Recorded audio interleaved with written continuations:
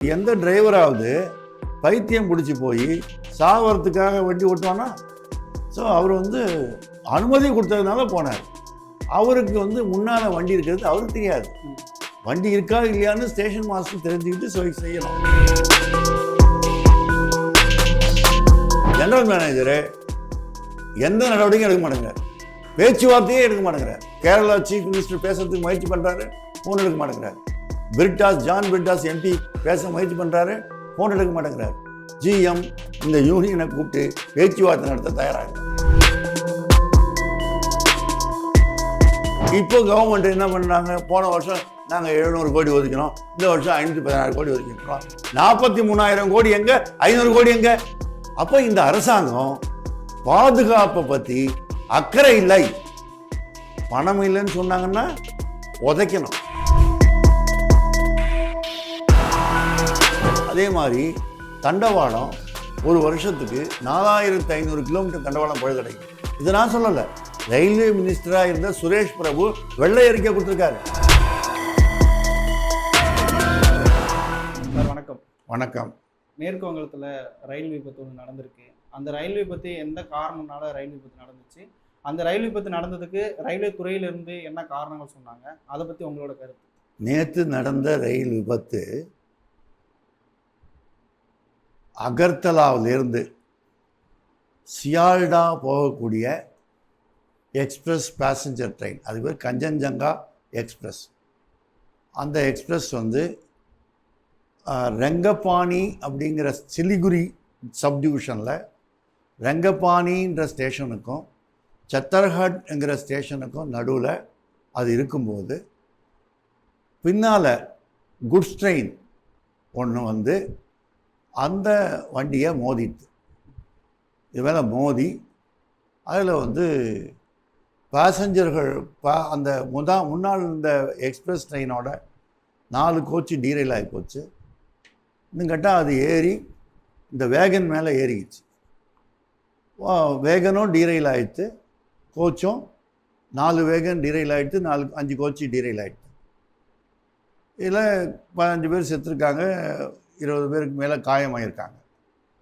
அது passenger train express train மோதின இடம் second class luggage rake guard coach, இதுதான் 4-5 கோச்சு இருக்கிறதுனால பெரிய அளவுக்கு ஆள் சேதம் ஏற்படலை, ஆள் உயிர் இழப்பு ஏற்படலை. ஆனால் இது ஏற்பட்டிருக்கு. இதில் என்னாச்சுன்னு சொன்னால், இந்த குட்ஸ் ட்ரெயின் வந்ததில்ல, அதில் டிரைவர் இறந்துட்டார். அதே மாதிரி இந்த பேசஞ்சர் எக்ஸ்பிரஸ் ட்ரெயினோட கார்டு கடைசியில் இருந்தாலே அவரும் இறந்துட்டார். கடைசியில் இருந்த கார்டு, கடைசி அதை எக்ஸ்பிரஸ் ட்ரெயினோட கடைசியில் கார்டு போட்டிருக்கீங்க, அதில் அவரும் இறந்துட்டார். அது மேலே மோதினதுனால அவரும் இறந்துட்டார். ஸோ இது இந்த விபத்து நடந்திருக்கு. இந்த விபத்து சம்பந்தமாக ரயில்வே வாரிய தலைவர் அவங்க ஜெயா அப்படிங்கிறவங்க அந்த ரயில்வே வாரிய தலைவராக இருக்காங்க, பெண் தலைவர். முதல் முறையாக பெண் தலைவர் வந்திருக்காங்க ரயில்வே டிபார்ட்மெண்ட்டில், ரயில்வே வரலாற்றில் முதல் முறையாக சேர்பர்சன் அவங்க வந்திருக்காங்க. ஸோ அவங்க ஒரு பொய் சொல்கிறாங்க. முதல்ல என்ன சொல்கிறாங்கன்னா, அந்த டிரைவர் சிக்னலை டேஞ்சர் சிவப்பு விளக்கு எரியும் போது பாஸ் பண்ணிட்டாரு, சிக்னலை சிவப்பு விளக்கு எரியும் போது பாஸ் பண்ணிட்டாரு, அதை கடந்து போயிட்டாரு, அதனால தான் விபத்து ஏற்பட்டிருக்கு அப்படின்னு அவங்க சொன்னாங்க. அதுக்கு பேர் ஸ்பாட், எஸ்பிஏடி. எஸ்பிஏடினா சிக்னல் பாசிங் அட் டேஞ்சர். டேஞ்சர்னால் சிவப்பு விளக்கு எரியும் போது பாஸ் பண்ணாருன்னு அர்த்தம். ஸோ அந்த மாதிரி அவங்க சொன்னாங்க. அதுக்கப்புறம் என்னாச்சின்னு சொன்னால், விவரங்கள் வர ஆரம்பித்தாச்சு. விவரங்கள் வர ஆரம்பித்தா என்ன தெரியுதுன்னு சொன்னால், காலையில் 5:50 அது ஆட்டோமேட்டிக் சிக்னல் சிஸ்டம். அங்கெல்லாம் இருக்கிற ஆட்டோமேட்டிக் சிக்னல் சிஸ்டம், மேனுவல் சிக்னல்ஸில் இருக்குது ஆட்டோமேட்டிக் சிக்னல் சிஸ்டம். இப்போ தான் போட்டிருக்காங்க ஆட்டோமேட்டிக் சிக்னல் சிஸ்டம், போட்டு கொஞ்ச நாள் ஆகுது. அது ஜல்பைகுரி டிஸ்ட்ரிக்டில் நடக்கிறது இது. அதனால் அது அந்த ஆட்டோமேட்டிக் சிக்னல் இருக்கும்போது அந்த சிக்னல் காலையில் 5:50 கெட்டு போச்சு, ஃபெயில்டு. ஃபெயில் ஆனனால அது வந்து கிரீன் பழுதடைஞ்சு போச்சு, டேஞ்சரில் தான் இருக்கும். பழுதடைஞ்சு போயிருக்கிறதுனால என்ன பண்ணுறாருன்னா ஸ்டேஷன் மாஸ்டரு அவருக்கு வந்து TA 912 அப்படிங்கிற ஒரு கையால் எழுதி கொடுக்குற நம்பர் அத்தாரிட்டி, அனுமதி கொடுக்குறாரு. அந்த அனுமதி கொடுத்தா இப்போ என்ன சில பேர் என்ன சொல்கிறாங்க, வந்து இன்றைக்கி இந்து பேப்பரில் கூட வந்திருக்கு, என்ன சொல்கிறாங்கன்னா சிக்னல் வந்து ஆட்டோமேட்டிக் செக்ஷனில் சிக்னல் டேஞ்சர்னால் சிவப்பு விளக்கு இருக்குதுன்னா அதுக்கு முன்னாடி நிறுத்திட்டு 1 நிமிஷம் நிறுத்திட்டு அப்புறம் போகணும். ஆனால் அவர் அது மாதிரி செய்யலை. போகணும் 15 கிலோமீட்டர் ஸ்பீடில் தான் போகணும், அவர் 40 கிலோமீட்டர் ஸ்பீடில் போனார் அப்படின்லாம் சொல்கிறாங்க.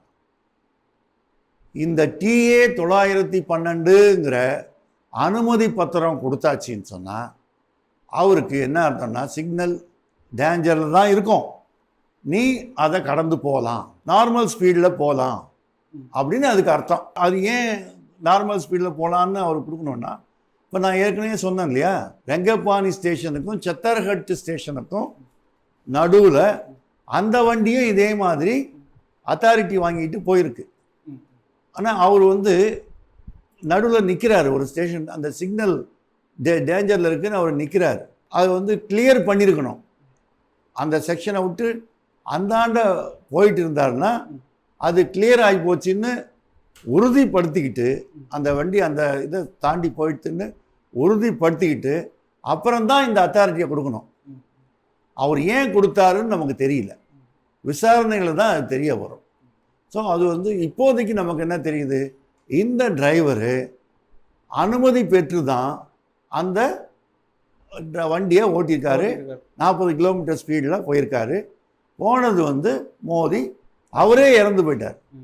ஸோ எந்த டிரைவராவது பைத்தியம் பிடிச்சி போய் சாவறதுக்காக வண்டி ஓட்டுவானா?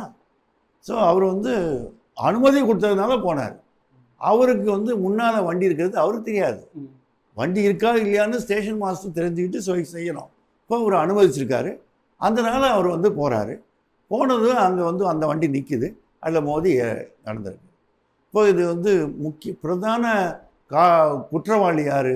ஒரு குற்றவாளி சிக்னல் ஃபெயில்யூர், சிக்னல் ஃபெயில் ஆகிருக்கு. இந்திய ரயில்வேயில் 55,000 சிக்னல் ஃபெயில் ஆகுது ஒரு வருஷத்துக்கு. 55,000 சிக்னல் ஃபெயில் ஆகுது. ஆனால் மக்கள் அச்சுறுத்தும் வகையில் தானே இருக்கு. 55,000 சிக்னல் ஃபெயில் ஆகுது. அதுக்கு என்ன காரணம் அப்படின்னு 2017ஆம் வருஷம் ரயில்வேயே அமைச்ச ஒரு டாஸ்க் ஃபோர்ஸ் அப்படிங்கிற கமிட்டி சொல்லியிருக்கு. என்ன சொல்லியிருக்குன்னா, ஒரு வருஷத்துக்கு 200 சிக்னல் வந்து பழசாகி போகுது, அதை புதுப்பிக்கணும். 200 சிக்னல் தானே புதுப்பிக்கணும், 200 பழுதானா 200 சிக்னல் புது, ஆனால் 100 தான் பண்ணுறாங்க. இதனால நிறைய அரியர்ஸ் சேர்ந்து போகுது, நிறைய பாக்கி இருக்குது அப்படின்னு அவர் சொல்லியிருக்காரு. ஸோ அந்த அந்த இதை வந்து 7,800 கோடி செலவு பண்ணி அதை சரி செய்யணும்னு சொல்லியிருக்காங்க. ஆனால் துரதிருஷ்டவசமாக ரயில்வே 2017 இன்னைக்கு என்ன 24-7 வருஷம் ஆச்சு, எந்த நடவடிக்கையும் எடுக்கலை. இல்லை, அதுக்கு நடவடிக்கை எடுக்காமல் இருக்கிறதுக்கு என்ன காரணம்? ஜனங்களுடைய உயிரை பற்றி அக்கறையின்மை, விபத்தை பற்றி அக்கறையின்மை, பணம் ஒதுக்குவதற்கு தயக்கம். இந்த அரசாங்கத்துக்கு பணம் ஒதுக்கிறதுக்கு தயக்கம், அதனால் இந்த நிகழ்ச்சி நடக்குது. அப்போது வந்து அது சரி செய்கிறதுக்கான ஏற்பாடே இல்லை. அதனால் சிக்னல் வந்து ஃபெயில் ஆகுது. சிக்னல் ஃபெயில் ஆனால் அந்த அந்த செக்ஷனை பொறுத்த வரைக்கும் என்ன புதுசாக ஆட்டோமேட்டிக் சிக்னல் வந்துருக்கு இல்லையா, இந்த மாதிரி ஃபெயில் ஆனால் எப்படி செயல்படணும் அப்படின்னு ஸ்டேஷன் மாஸ்டருக்கும் டிரைவர்களுக்கும் பயிற்சி கொடுக்கணும். அந்த பயிற்சியே கொடுக்கப்படவில்லை.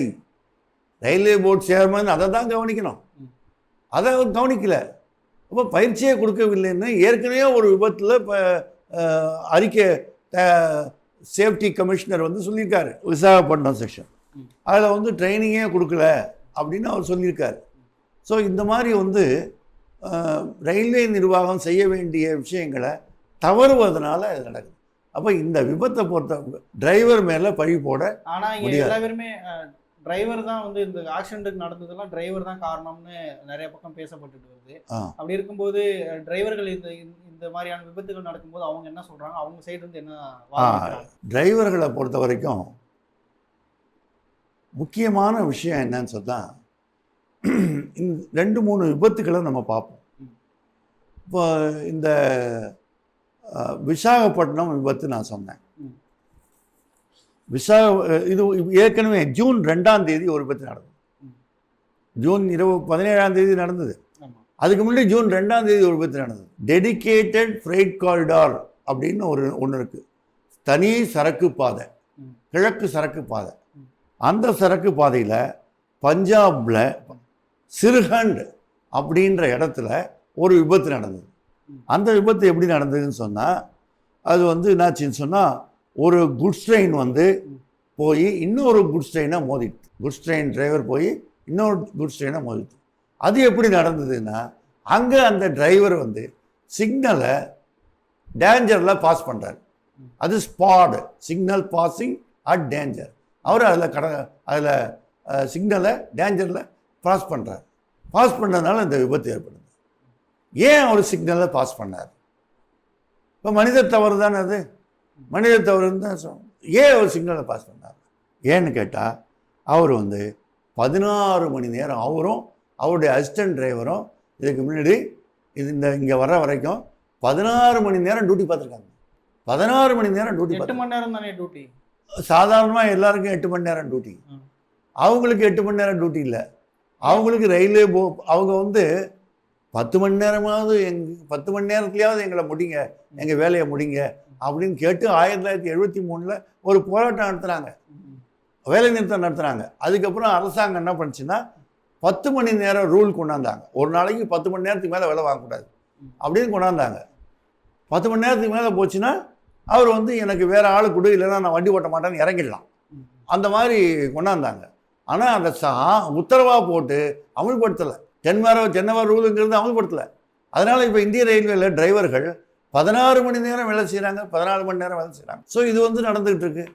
அப்போ அது வந்து இது 14 மணி நேரம் வேலை செஞ்சுருக்காரு அந்த சிங்பூர் ஆக்சிடெண்ட்டில் 14 மணி. அது மட்டும் இல்லை, 7 நைட்டு தொடர்ந்து பார்த்துருக்காரு. 7 நைட்டு 10 நாளில் 7 நைட் பார்த்துருக்காரு. இதை பற்றியும் என்ன சொல்கிறாங்க, இன்னொரு ஆக்சிடெண்ட் நடந்தது 29/10/23. அது வந்து ராயகடா பேசஞ்சர், இந்த விசாகப்பட்டினத்தில் பக்கத்தில் ராயகடா பேசஞ்சர் விபத்து. அந்த பேசஞ்சர் வந்து வால்டர் டிவிஷன். அது என்ன பண்ணுச்சுன்னு சொன்னால், கண்டகப்பள்ளி ஸ்டேஷன்லேருந்து பக்கத்தில் அது நடந்த விபத்து. அதில் என்னன்னா சிக்னல் ஃபெயிலியர் ஆகிருக்கு. அதுவும் automatic signal system, automatic signal system. Signal fail ஆகிருக்கு. சிக்னல் ஃபெயில் ஆனவுடனே எப்படி வேலை செய்யணும் அப்படின்னு அவங்களுக்கு ட்ரைனிங் கொடுக்கல. ஏற்கனவே சொன்னேன் இல்லையா? இல்லை, இப்போ நீங்கள் ஆரம்பத்துலேருந்தே சொல்லிட்டு வர்றது வந்து பயிற்சி கொடுக்கல, ட்ரைனிங் கொடுக்கல, இந்த மாதிரியான விஷயமா சொல்லிட்டே வரீங்க. அப்படி இருக்கும்போது ஒரு விபத்து நடக்குது அப்படின்னா அது மக்களுக்கு உயிர் போகிற ஒரு சம்மந்தப்பட்ட விஷயம், மக்களுக்கான ஒரு விஷயம். அது ரயில்வே துறைங்கிறது மக்களுக்காக சேவை செய்கிற ஒரு பணி. அப்படி இருக்கும்போது இதில் வந்து எப்படி இவ்வளோ அலட்சியமாக இருக்காங்க? எப்படி அலட்சியமாக? அங்கேயும் இதே மாதிரி ஆட்டோமேட்டிக் சிக்னல் இப்போ தான் போட்டாங்க. போட்டு அது வந்து விபத்து நடந்து அக்டோபர் 23, 29/10/23. அப்போது என்ன நடக்குதுன்னா, அந்த சிக்னல் வந்து ஃபெயில் ஆகிருக்கு. ஃபெயில் ஆன உடனே சிக்னல் ஃபெயில் ஆனால் என்ன பண்ணணும், சிக்னலில் 1 நிமிஷம் நின்று அப்புறம் போகணும். ராத்திரினா 2 நிமிஷம் நின்று, டேஞ்சரில் இருக்குன்னா சிக்னல் பூரா டேஞ்சரில் இருக்கும், அதனால் போகணும். ஆனால் அந்த ஸ்டேஷன் மாஸ்டர் என்ன சொல்கிறாருன்னா, அவருக்கு பயிற்சி இல்லாதனால ஆட்டோமேட்டிக் சிக்னல் ஃபெயில் ஆனால் என்ன பண்ணணும் அப்படின்னு அவருக்கு வந்து பயிற்சி இல்லாதனால அவர் என்ன பண்ணுறாரு, வாக்கி டாக்கியில் போக சொல்கிறார். அவர் போகிறாரு, டிரைவர் வண்டி ஓட்டிட்டு போகிறாரு. போகும்போது ஸ்பீடில் தான் போகிறாரு அவர்.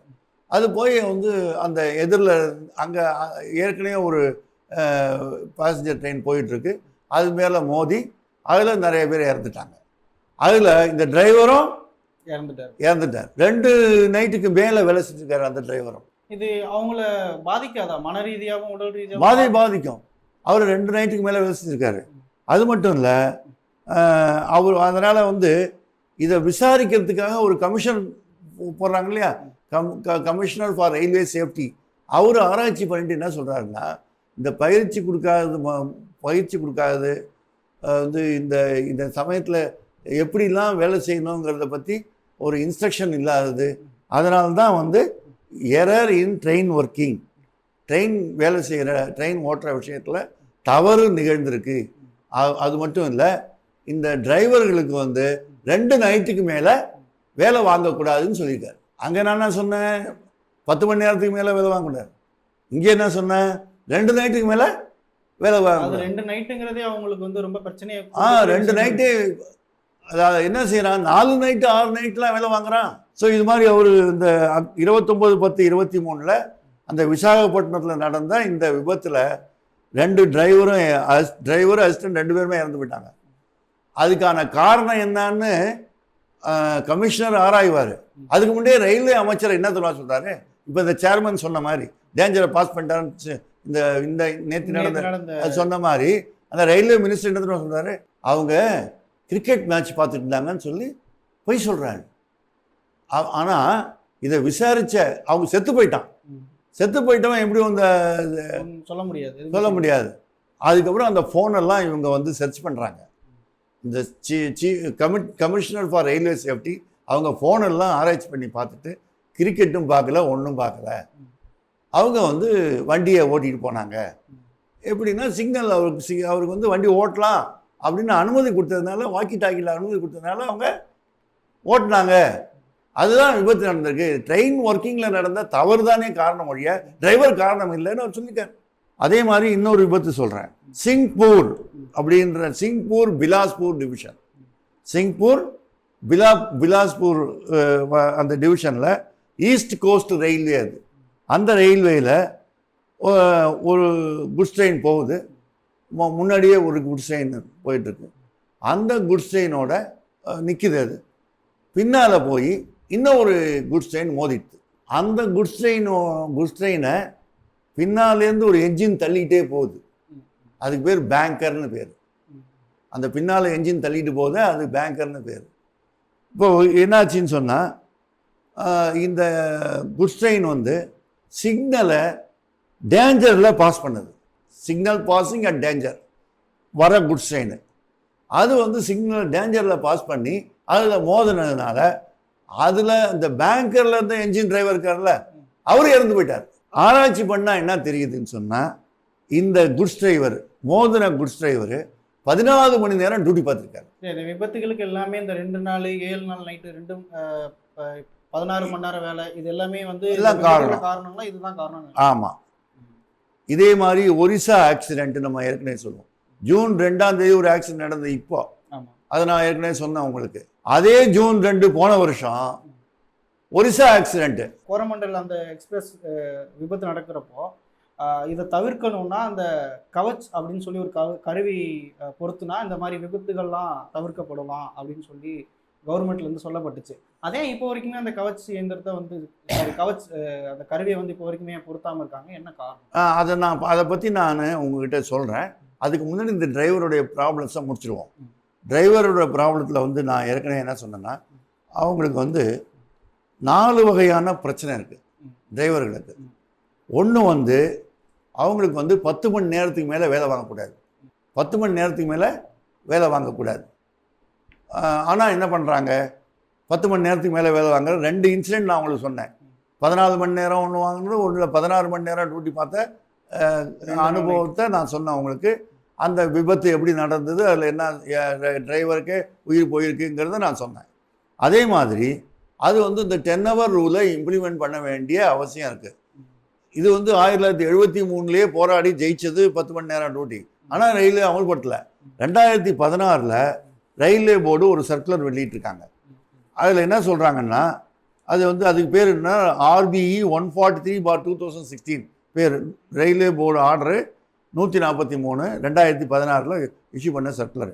அதில் என்ன சொல்கிறாங்கன்னா, ஒரு டிரைவர் வந்து 11 மணி நேரத்துக்கு மேலே கையெழுத்து போட்டுட்டு வண்டி ஏறுறாரு, கையெழுத்து போட்டு வீட்டுக்கு போகிறாரு. அந்த கையெழுத்து போட்டதுலேருந்து கையெழுத்து போட்ட வரைக்கும் உள்ள நேரத்தில் 11 மணி நேரத்துக்கு மேலே டியூட்டி பார்க்கக்கூடாது. அதே மாதிரி ஒரே அட்டிய ஸ்ட்ரெச்சு 9 மணி நேரத்துக்கு மேலே வேலை வாங்கக்கூடாது.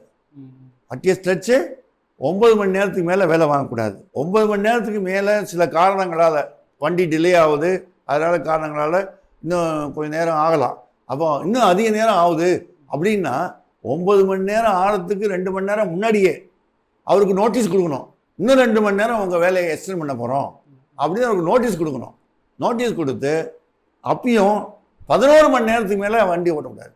இன்னமும் போனால் ரொம்ப லேட்டு இருக்குன்னா 12 மணி நேரத்துக்கு மேலே வேலை வாங்கக்கூடாது. 12 மணி நேரத்துக்கு மேலே அவரை வேறு ஆளை போட்டு வண்டியை நிறுத்திடணும். 12 ஹவர்ஸ்க்கு மேலே வேலை வாங்கக்கூடாது அப்படின்னு சர்க்குலர் போட்டிருக்காங்க. 10 மணி நேரம் 73 வாங்கினது இது இந்த மாதிரி சர்க்குலர் போட்டான். அதாவது அட்டிய ஸ்ட்ரெச் 9 ஹவர்ஸ்க்கு மேலே வேலை வாங்கக்கூடாதுன்னு சொல்லி எக்ஸப்ஷனலாக தான் தவிர்க்க முடியாத காரணங்களால் தான் 11 மணி நேரம் வேலை வாங்கலாம்னு சொல்லியிருக்காங்க. ஆனால் இந்த போர்டு ஆர்டரே அமலாகலை.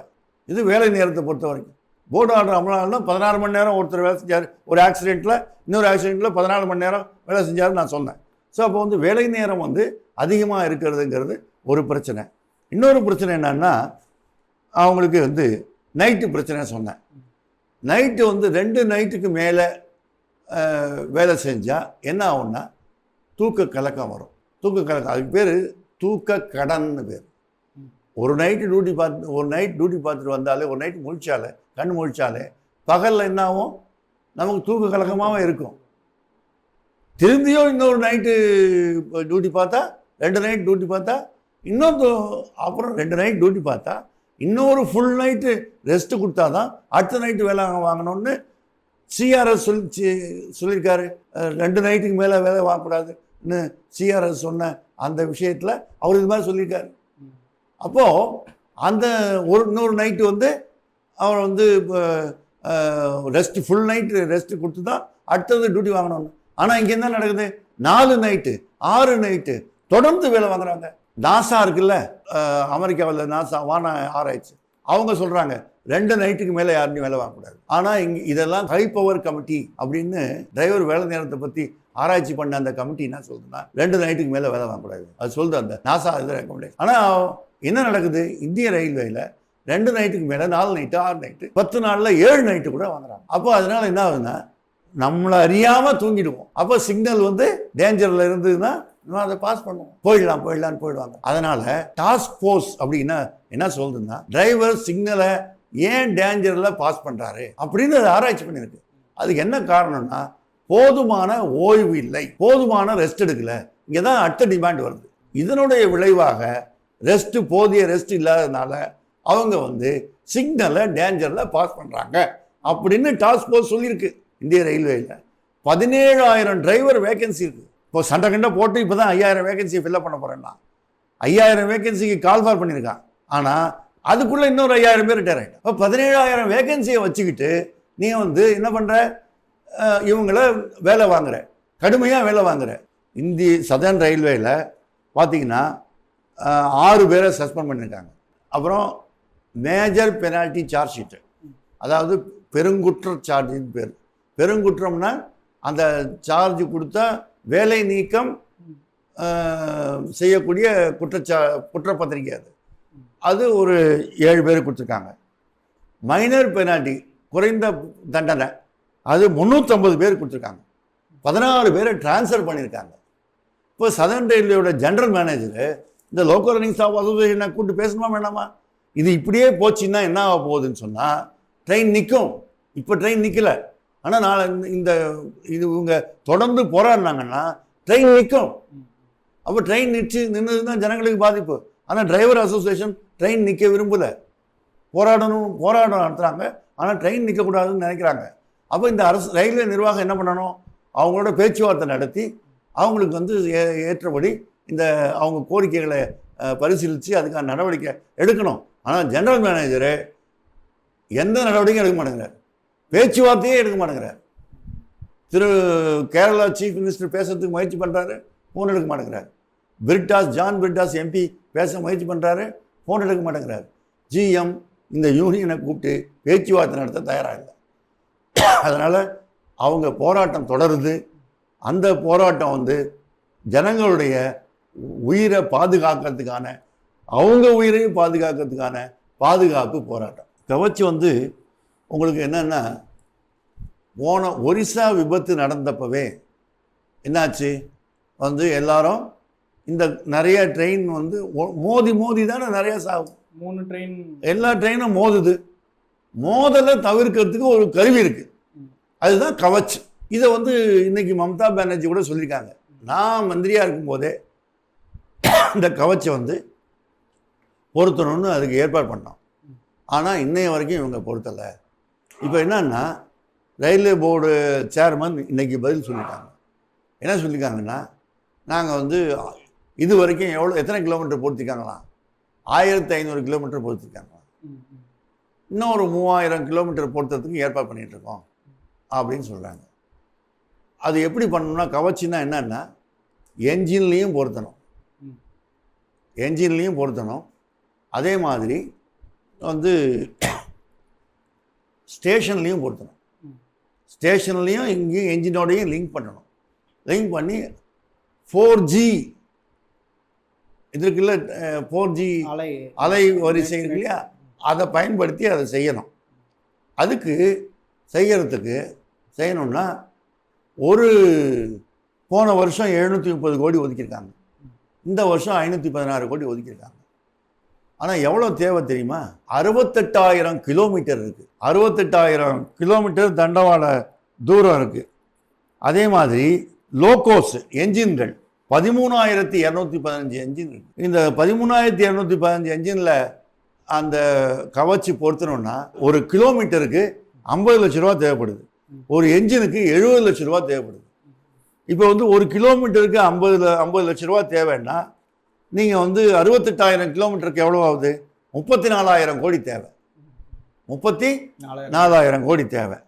அதே மாதிரி என்ஜினில் பொருத்தணும்னா 13,215 என்ஜினுக்கு 9,250 கோடி தேவை.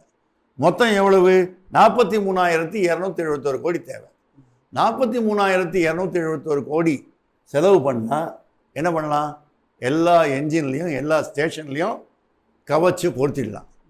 கவச்சை பொருத்திட்டா என்ன ஆகும்? இப்போ வந்து நேற்று நடந்த விபத்தை எடுத்துங்க, கவச்சு அந்த என்ஜினில் பொருத்தி இருந்தால் அது என்ன பண்ணும்? 100 மீட்டருக்கு அந்தாண்டு நின்றுடும் வண்டி. அங்கே ஒரு வண்டி இருக்குன்னா அது மோதாது, சிக்னல் டேஞ்சரில் இருக்குன்னா அது போகாது. டிரைவர் பாஸ் பண்ண விரும்பினாலும் அது விடாது, வண்டி நின்று போயிடும். அப்போ விபத்தை தவிர்த்துருக்கலாமா இல்லையா? இப்போ கவர்மெண்ட் என்ன பண்ணுறாங்க? போன வருஷம் நாங்கள் 700 கோடி ஒதுக்கணும், இந்த வருஷம் 516 கோடி ஒதுக்கிக்கிறோம். 43,000 கோடி எங்கே? 500 கோடி எங்கே? அப்போ இந்த அரசாங்கம் பாதுகாப்பை பற்றி அக்கறை இல்லை. பணம் இல்லைன்னு சொன்னாங்கன்னா உதைக்கணும். ஏன் பணம் இல்லைன்னு சொன்னால் உதைக்கணும்னு நான் சொல்கிறேன்னா, வாரணாசி இருக்குது, வாரணாசி மோடியோட ஊர். வாரணாசி நகரத்தையே, அது காசி இல்லையா, காசி நகரத்தையே காவி நகரமாக மாற்றுறதுக்காக 84,000 கோடி செலவு பண்ணிருக்காங்க. 84,000 கோடி. அயோத்தியா 54,000 கோடி செலவு பண்ணுறாங்க. அயோத்தியா நகரத்தை ராமர் கோவிலுக்கு ஏற்று அதுக்கு விமான நிலையம், அந்த ரோடெல்லாம் வந்து ரோடில் இருக்கிற வீடெல்லாம் இடிச்சுட்டு எல்லாம் காவி வீடு இது மாதிரி கட்டுறதுக்கெல்லாம் வந்து 54,000 கோடி செலவு பண்ணுறாங்க. மத்திய பட்ஜெட்டில் இது பண்ண முடியும். இந்த அரசாங்கத்தை என்ன பண்ணணும்னு நீங்கள் சொல்லுங்கள். அந்த மாதிரி வந்து உயிர் 300 பேர் செத்தாங்க ஒரிசா விபத்தில். அது மாதிரி ஆயிரக்கணக்கான பேர் சாகிற விஷயத்தில் விபத்தை தவிர்க்கிறதுக்கான இந்த கவச்சுக்கு 43,000 கோடி பொருத்துறதுக்கு வக்கில்லாத இந்த மோடி அரசாங்கம் வாரணாசிக்கும் இதுக்கும் சர்தார் பட்டேலுக்கு எத்தனை ஆயிரம் கோடி செலவு பண்ணுறான், உயரமாக செலவு வைக்கிறதுக்கு. ராமர் கோவில் கட்டுறதுக்கு எவ்வளோ செலவு பண்ணுறான். இதெல்லாம் அரசாங்கம் செய்கிற வேலையாகுது.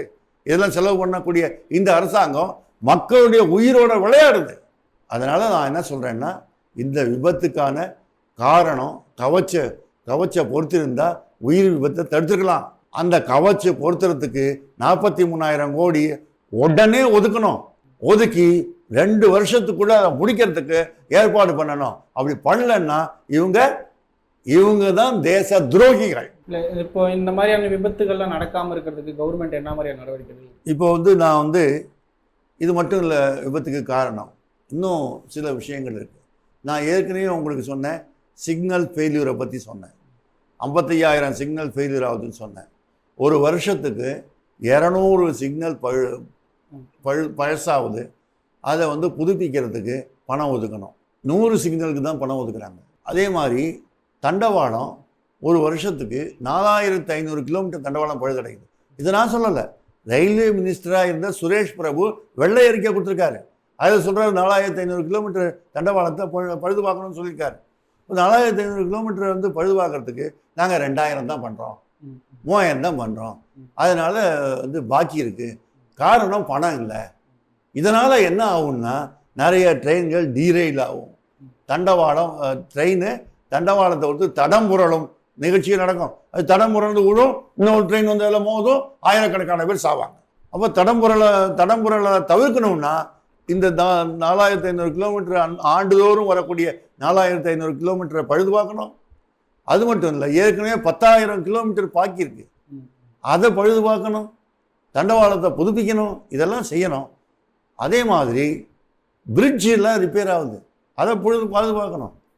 சிஏ இவங்க என்ன பண்ணாங்கன்னா சேஃப்டிக்காக நாங்கள் பணம் ஒதுக்குறோம்னு சொல்லிட்டு சம்ரக்ஷண கோஷ் அப்படின்னு நேஷ்னல் ரயில் சம்ரக்ஷண கோஷ் அப்படின்னு ஒரு நேஷ்னல் ரயில் சேஃப்டி ஃபண்டுன்னு ஒன்று ஆரம்பித்தாங்க. 20,000 1 லட்சம் கோடி செலவு பண்ண போகிறோம். நாங்கள் பண்ணவே இல்லை. 16,000 10,000 5,000 செலவு பண்ண ஒரு வருஷம் ஒன்றுமே செலவு பண்ணலை. அதனால் இப்போ என்ன பண்ணுறாங்கன்னா எல்லாம் பாக்கி ஆகி போச்சு. Controller and auditor general of India, தலைமை கணக்காயர், அவர் ஆராய்ச்சி பண்ணி என்ன சொல்கிறாருன்னா இன்னும் 1 லட்சம் கோடி செலவு பண்ணி இந்த தண்டவாள பாக்கியெல்லாம் ரிப்பேர் பண்ணுங்க, சிக்னல் பாக்கியெல்லாம் ரிப்பேர் பண்ணுங்க, பிரிட்ஜ் எல்லாம் ரிப்பேர் பண்ணுங்க அப்படின்னு அவர் சொல்லியிருக்காரு. அந்த 1 லட்சம் கோடியை ஒதுக்குவதற்கு இந்த அரசாங்கம் தயாராக இல்லை. எப்பவும் போல பிஸ்னஸ் ஆஸ் யூஸ்வல் தான் பண்ணிட்டு இருக்காங்க. அதனால தான் நம்ம என்ன சொல்கிறோம்னா இந்த 1 லட்சம் கோடியை உடனே ஒதுக்கு, கவச்சுக்கு 43,000 கோடி 2 வருஷத்தில் செலவு பண்ணு, எல்லா இடத்துலையும் பொறுத்து, டிரைவர்களுக்கு வேக்கன்சியை ஃபில்லப் பண்ணு. வேக்கன்சி இங்கே மட்டும் இல்லை, தண்டவாள பராமரிப்பு தொழிலாளி 84,000 வேக்கன்சி இருக்குது. மொத்தம் 3,12,000 வேக்கன்சி இருக்குது இந்தியன் ரயில்வேயில். இந்த வேக்கன்சியை ஃபில்லப் பண்ண மாட்டேங்கிறான். அப்போ வேக்கன்சியை ஃபில்லப் பண்ணு, தண்டவாளத்தை புதுப்பி, சிக்னலை புதுப்பி, பிரிட்ஜை புதுப்பி, அதுக்கான பணத்தை ஒதுக்கு, கவச்சுக்கு 43,000 கோடி ஒதுக்கு. அதே மாதிரி டிரைவர்கள் தொழிலாளிகளுக்கு வேலை நேரத்தை ஒழுங்காக கொடு. டிரைவர்களுடைய வேலை நேரத்தை 8 மணி நேரத்துக்கு மேலே வேலை வாங்கக்கூடாது. குறைந்தபட்சம் அந்த 10 மணி நேரம் இருக்குது, அதையாவது 9 மணி நேரம்ங்கிற ரூலையாவது அமல்படுத்துங்க. 2 நைட்டுங்கிறத உத்தரவாதப்படுத்துங்க. 46 மணி நேரம் ரெஸ்ட்டை உத்தரவாதப்படுத்துங்க. இதெல்லாம் பண்ணாதான் இந்த பாதுகாப்புங்கிறது, வளர்ச்சிங்கிறது வேற விஷயம். ரயில்வே தண்டவாளங்களை நிறைய தண்டவாளம் போட்டு நிறைய சரக்கு போக்குவரத்து தனிப்பாதை, பயணி போக்குவரத்து தனிப்பாதை, இதெல்லாம் போடுறதுக்கு நிறைய செலவு பண்ணணும். ஸோ அது ஒரு பக்கம் இருக்கட்டும், இன்னொரு பக்கம் பாதுகாப்புக்கு செலவு பண்ணுங்க அப்படின்னு நான் கேட்டுக்கிறேன். இவ்வளோ நேரம் உங்களோட கருத்துக்களை பகிர்ந்ததுக்கு ரொம்ப நன்றி சார். நன்றி.